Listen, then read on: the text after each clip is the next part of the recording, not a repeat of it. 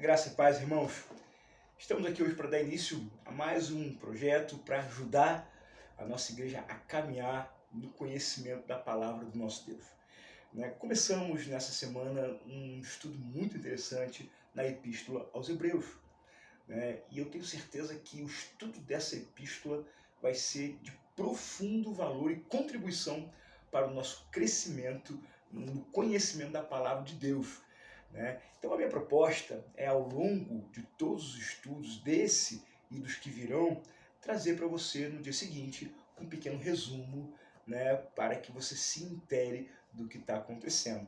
Evidentemente que esse resumo não é para substituir o seu estudo, mas para que você que não pôde vir, ter uma noção do que a gente falou e se empolgar e se interessar de vir no estudo sequencial. Então todos os nossos estudos aqui e todos os nossos vídeos resumo estarão no nosso canal no YouTube. É só você entrar, acessar e se inteirar sobre o que nós estamos falando. Bom, o primeiro estudo, começamos com uma introdução. Falamos aqui sobre a carta aos Hebreus, a importância dessa carta na história do cristianismo. Uma carta de grande valor, utilizada muito desde o primeiro século, muitas vezes questionada por alguns por uma dificuldade que nós vamos ver aqui rapidamente, mas de valor assim absoluto. A primeira dificuldade que surge na Epístola dos Hebreus é o autor. Nós não sabemos. Discutimos aqui que a melhor definição é a de Orígenes. Só Deus sabe quem foi o autor de Hebreus. Por algumas razões, nós vimos aqui no estudo que Lutero supunha ser Apolo, outros Paulo, outros Barnabé, outros Priscila, esposa de Áquila, que foi quem discipulou Apolo quando ele chegou em Éfeso. Então acredita-se que Apolo tenha sido o autor. Por quê? Porque Apolo possivelmente foi o fundador da igreja em Roma. E isso já nos leva a entender uma coisa. Possivelmente a Epístola aos Hebreus foi escrita lá em Roma. A saudação final da Epístola se dá conta de que eles estavam possivelmente na Itália, em algumas outras traduções em Roma. E talvez você pergunte, mas como assim estava em Roma se a Epístola é aos Hebreus?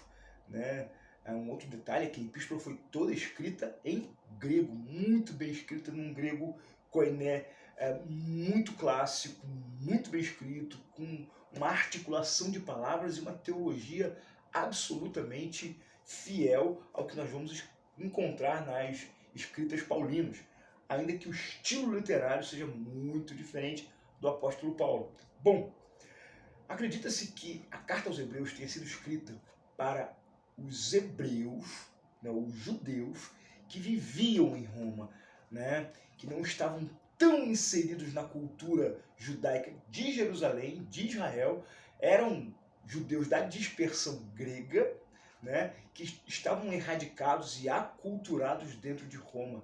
E só isso, e simplesmente isso, já traz uma grande relevância. A carta aos Hebreus, ela foi dada a pessoas que conheciam a religião superficialmente, que tinham uma visão da religião muito influenciada pela cultura secular. Exatamente os problemas dos nossos dias. Nós temos uma religião, nós temos religiosos, nós temos cristãos que conhecem a palavra de Deus superficialmente e estão muito mais influenciados de uma maneira prática pela cultura secular do que pela cultura religiosa. Então, o esboço de Hebreus se torna muito importante. Por quê?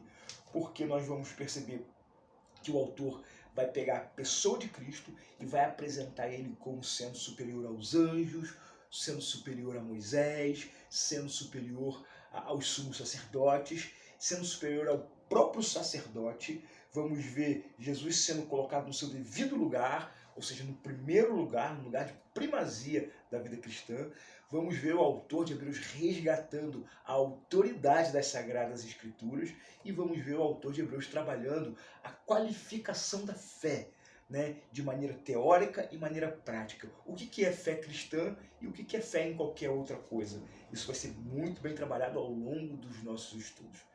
Temos o capítulo 12, um dos capítulos mais impressionantes de todo o Novo Testamento, e a finalização no capítulo 13 de Hebreus. Então vai ser um estudo maravilhoso. Essa introdução que nós tivemos aqui foi riquíssima, muita coisa boa pensando. E uma última aplicação de curiosidade. Acredita-se que a Epístola aos Hebreus tenha sido escrita num tempo de paz. Porque depois da morte de Nero, no ano 68 ou 69 depois de Cristo, nós vamos ter 3 imperadores que vão alternar em um ano apenas, e depois nós vamos ver Vespasiano, que era um general que serviu em Israel, assumindo o Império Romano e estabelecendo um grande tempo de paz, cessando a perseguição outrora encabeçada por Nero. E depois de Vespasiano, nós vamos ver o seu filho, que foi Tito, né, dando sequência a esse tempo de paz.